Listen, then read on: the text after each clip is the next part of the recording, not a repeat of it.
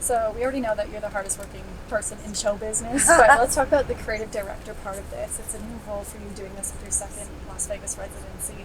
But what are you hoping to get away of who Shania is with this show?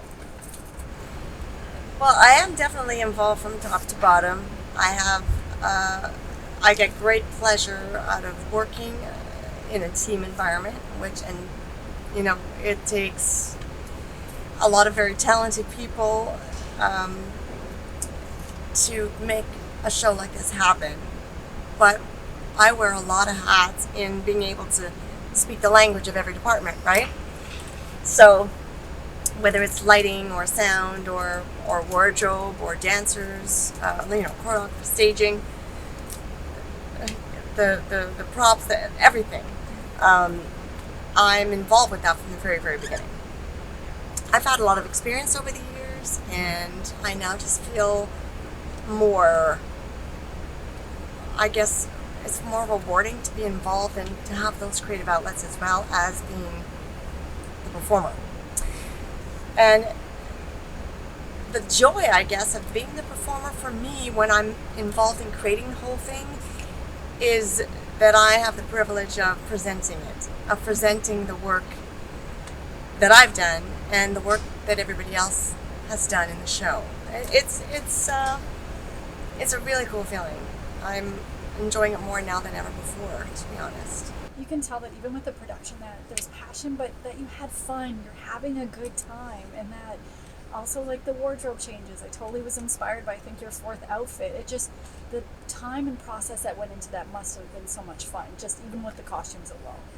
Oh, it is. It is. I wonder what I was wearing on the fourth one. Do you remember what color it was? Yes, Oh, but the it flesh, was the dress. the flesh liquid one. Yes, Yes, that is reminiscent of that. Again, the wardrobe starts with I have a vision of the silhouette of the way I want things to move, the colors, whether it's transparent or not, the weights, everything. There's a lot of engineering that goes into clothes designing. I'm not sure if people realize that, but I enjoy that side of it. I enjoy the technical element of designing it.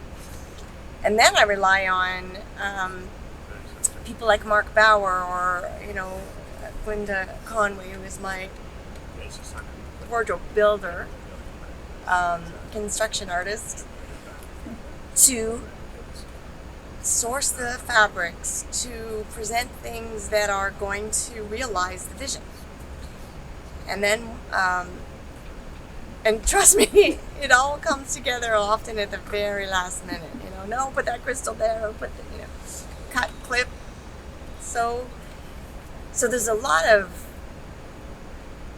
construction that goes on behind the scenes. And so when I wear it with pride. I'm wearing it with the pride of somebody that has developed the concept and has been hands-on, so it's a real roll up your sleeves experience, no pun intended, but in putting the right wardrobe together. From Canada, we all love you, but you are so supportive of everybody that whether it be musically or sports, from the Raptors to Bianca Andreescu doing tennis. So I want to know, are we more likely to see you do a three-pointer with Pascal Siakam and the Raptors or volley with Bianca on the tennis court?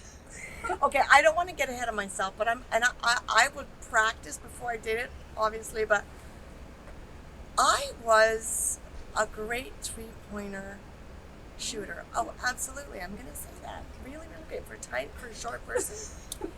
And I would love to do that, actually. I'd love to get out on the court and toss you. There's nothing like that swish. That's it. Yeah, beautiful. I can do it. I have faith. I'm sure the Raptors will call you up, though. You can maybe fill in for them. Okay, so I'm gonna follow up on that. Okay, so I need time to practice. That's all I'm saying. But with that, the album, you see you commenting a lot and posting on social media about the album. So with next year's residency, are we possibly going to see some new songs sprinkled in there, or is that just way too much work?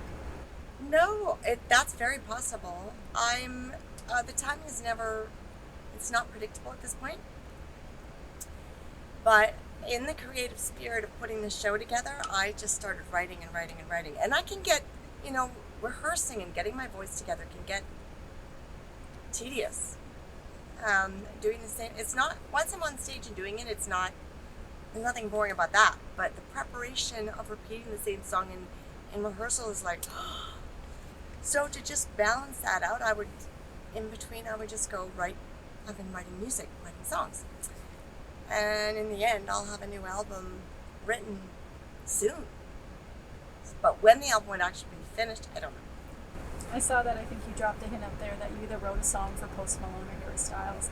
Yes. Have you talked to them about this? Because I know they would be dying to do it 'cause they love you. Yeah, they know now because I'm talking about it openly. But no, I love Post Malone. I've been a big fan of his for a very long time. And Harry Styles and I, we communicate, we text each other. We've been doing that for a while now, just as mutual fans.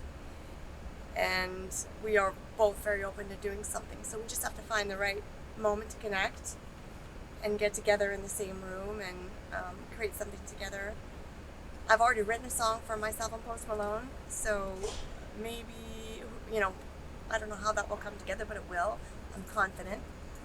Putting my confident self out there. Yeah. Putting the fives up there, I love it. I want to put one out there. I think because Lizzo loves you, and that there was a remix of Truth Hurts plus That Don't Impress Me Much. I think that's the collab that we need to happen. Oh, that would be awesome, wouldn't it? I like that. Okay, good idea. But with all of these artists, praising you at the top of the game right now, I just have a question because, when you first came out, there was a little bit of backlash for, what you wore, what you sounded like, sure, whatever, which is crazy because obviously you're the queen of country music. But do you think that this has changed at all or not enough? Well, I think that there's been some regression in the country music genre. Actually, I think they still think I'm too sexy for country, and I think other females are they want to be more expressive, but they feel that if they're too expressive, then they're never going to get played on radio, and they're barely getting played on radio now.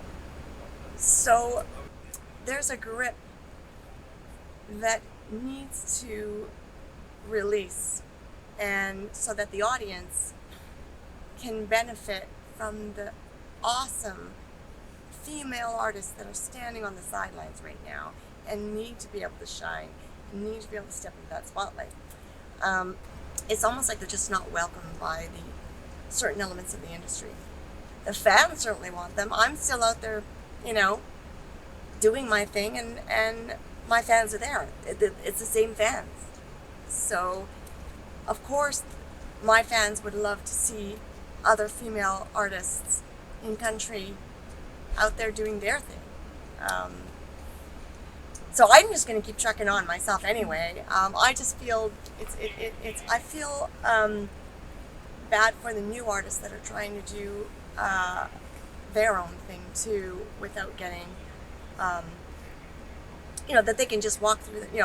If you kick a door down, you should be able to walk through it. Mm-hmm. And I was very lucky I had that opportunity. But I want to see more female artists in country music having the opportunity to do that. You mentioned radio, like the Grammy nominations came out. Tanya Tucker, back after over a decade, getting all these recognitions, and Reba and you selling out these shows, but I just don't get why there's not the radio play. Yeah, I don't know either.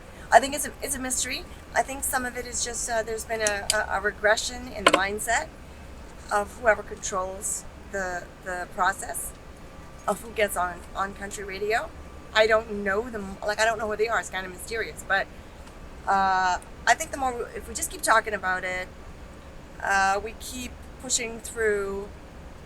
I'm going to keep doing what I'm doing. I'm always going to support all the artists. I mean, all the great artists, the men, the women, whatever.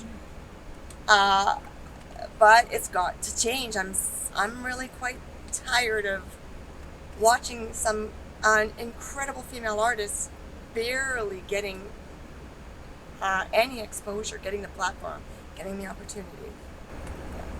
Well, thank you for your time, and I look forward to watching you shoot a 3-pointer with the Raptors. It'll happen. I'm going to do it.